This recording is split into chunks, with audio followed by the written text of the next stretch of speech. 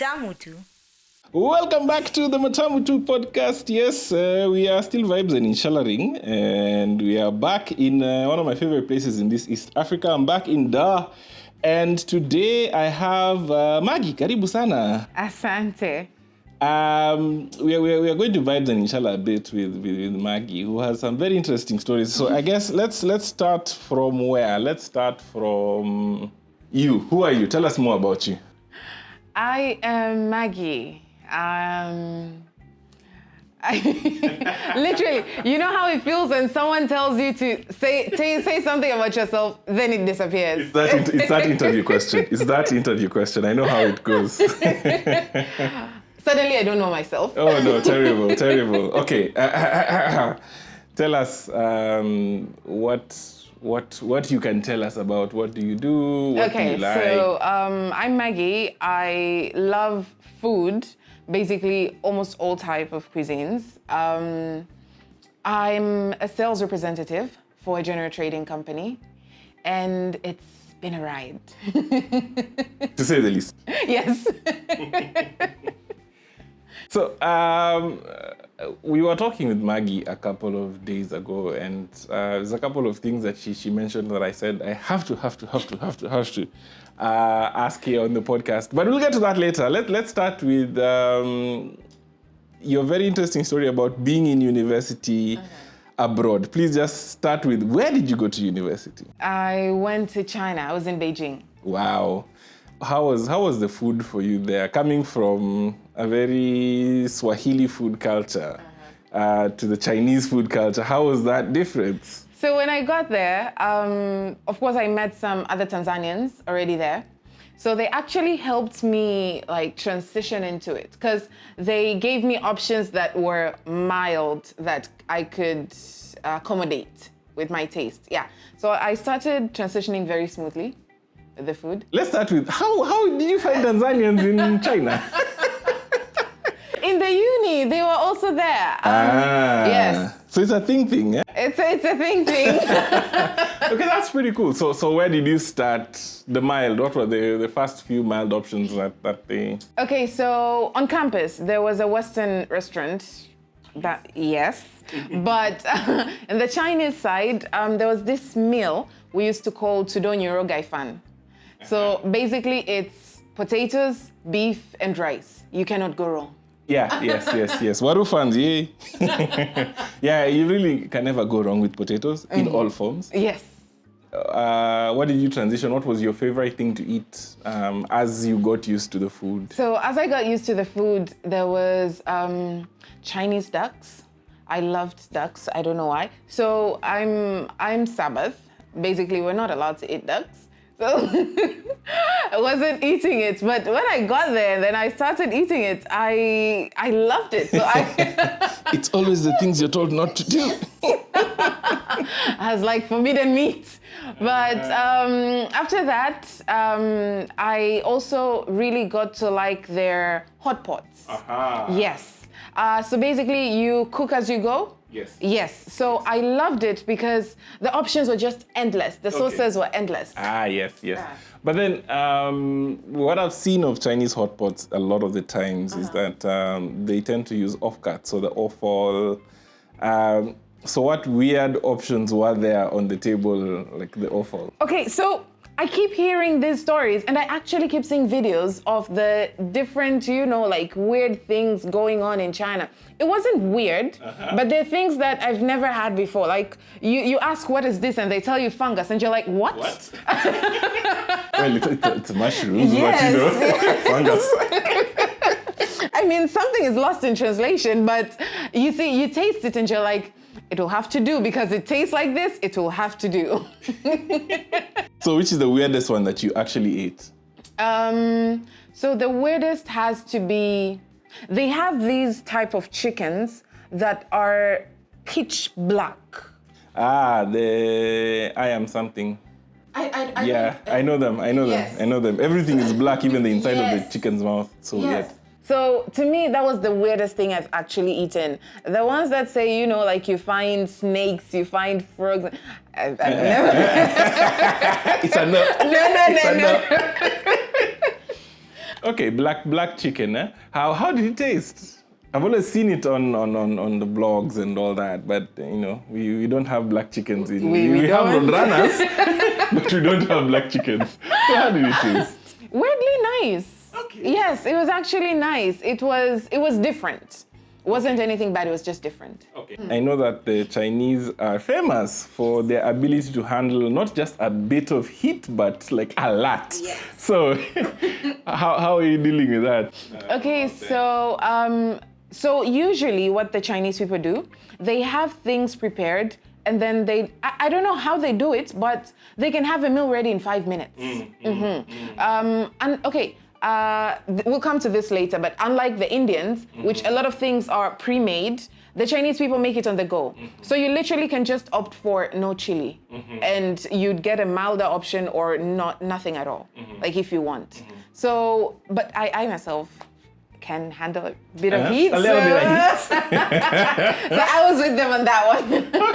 Okay. No, that's interesting. Like it's the difference. And as a segue into my next segment, when we first met, I asked you a question: why do you have an Indian number for your WhatsApp?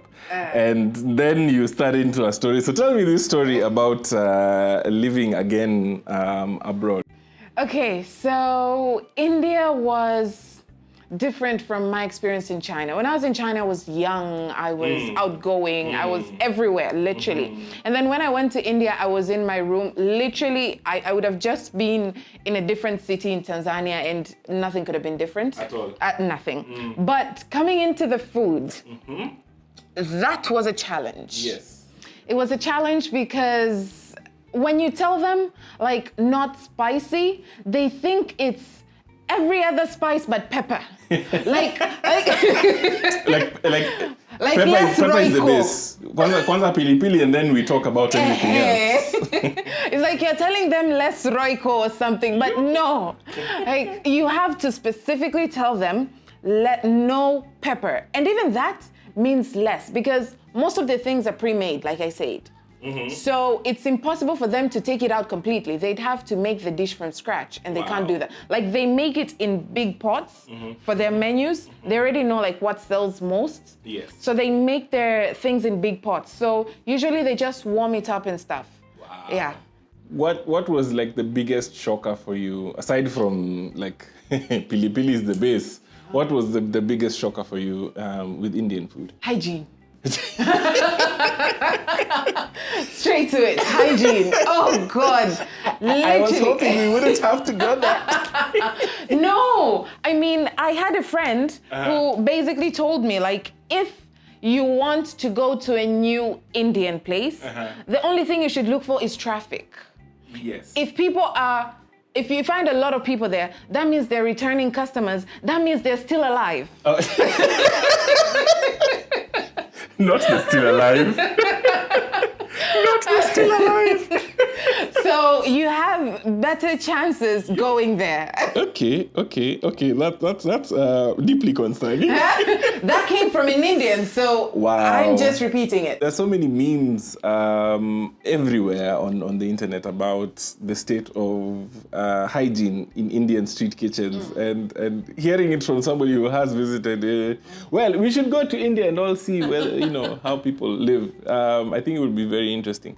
What would you say is the most memorable dish you ate while you were in India?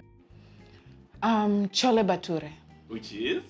Which is basically, so there's a flatbread, and then there is chole, that's like chickpeas. Yes.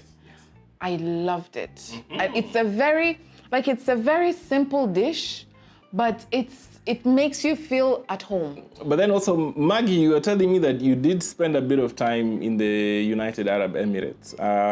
What were you eating when you were there? So, this is the most controversial part of everything. But my favorite place to order from was actually an Indian restaurant. The plot thickens. Okay, so okay. I loved having bread Yes. and chicken curry. Okay. Like, to me, that was easy. And other than that, there was also a Chinese place nearby. And I loved going there because they had these like sweet and peppery eggplants. And they had these mushrooms that was so nice. Like their varieties were just endless. You could go back there for 30 days and you still wouldn't finish the menu. How big was that menu? How big was it? You literally just tell them to alter one thing and it's a different dish. Ah, Roger. I get it. Well, that's fascinating. So, I want you to tell me about this very controversial dish that you like. I don't want to spoil it. So just tell me about this very, very controversial dish that you like. My favorite dish is ugali and okra. How? Like how? A lot of people don't understand it. Me included. It's like, why? How? Okay, so basically the way okra is made here, it's a very plain dish. Like, take us through how the process of making it. Yeah.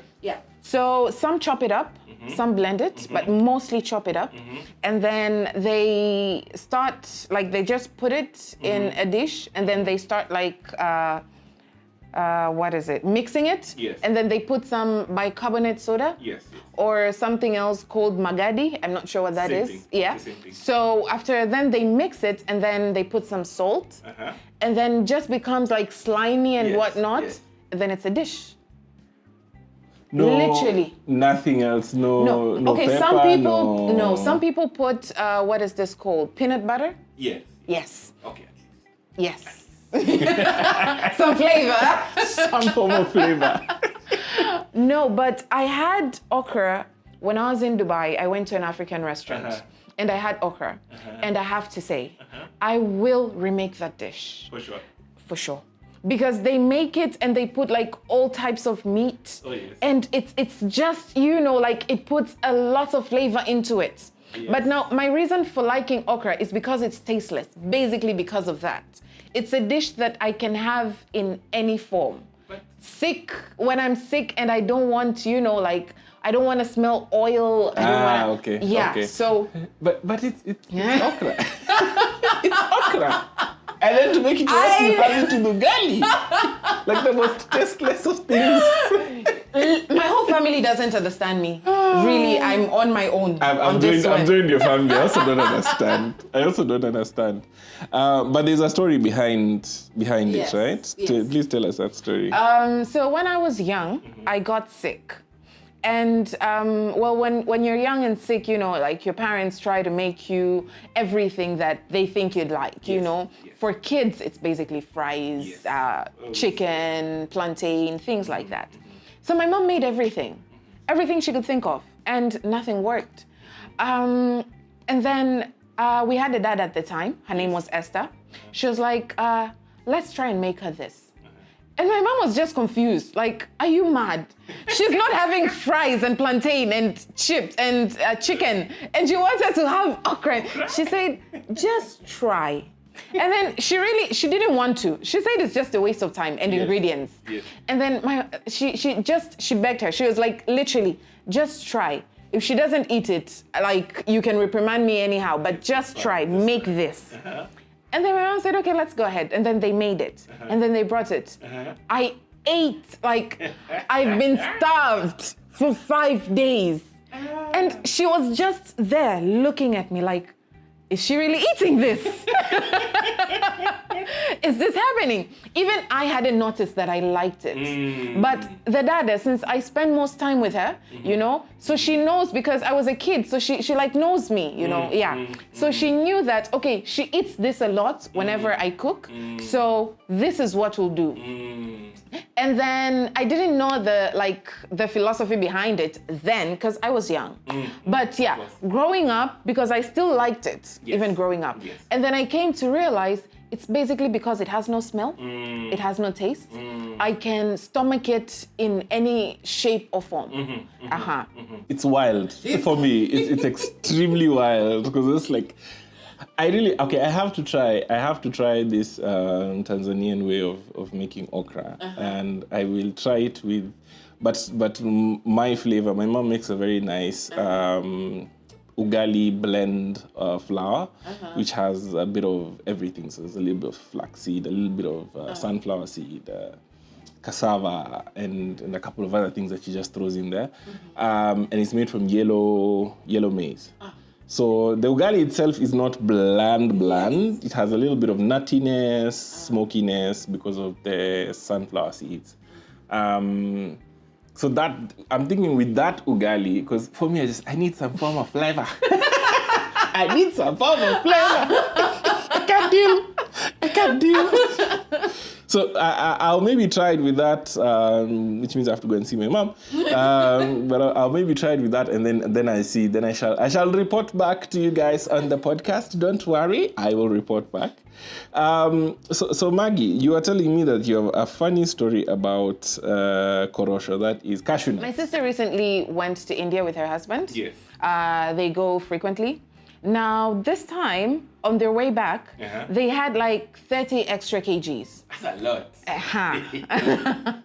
So, with that 30 kg, they had already wrapped their bags, you know, because they figured like there's nothing they're leaving behind. So the husband was just, like trying to figure out like, what did we put that made the kgs go this high? And my sister was giving him the list, and then she said, chauro.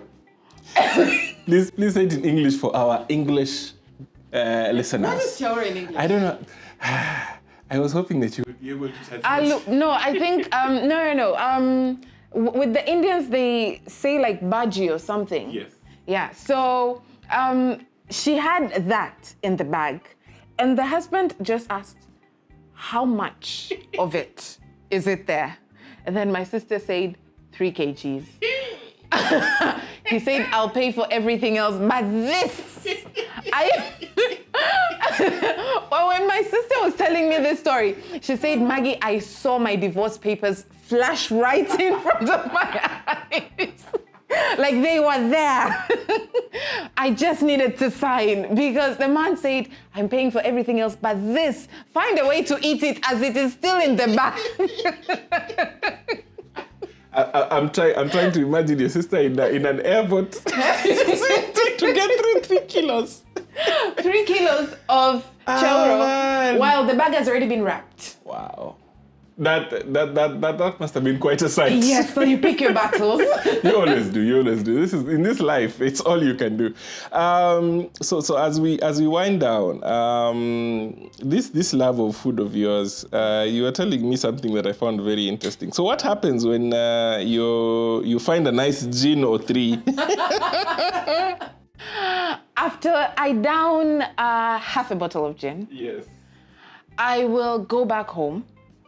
And instead of sleeping, I get an itch. Like, you need to see this food today. And the funny thing is, it's not even about the end product, because the things that I make, it's not the things that I'll actually eat after I'm done making them.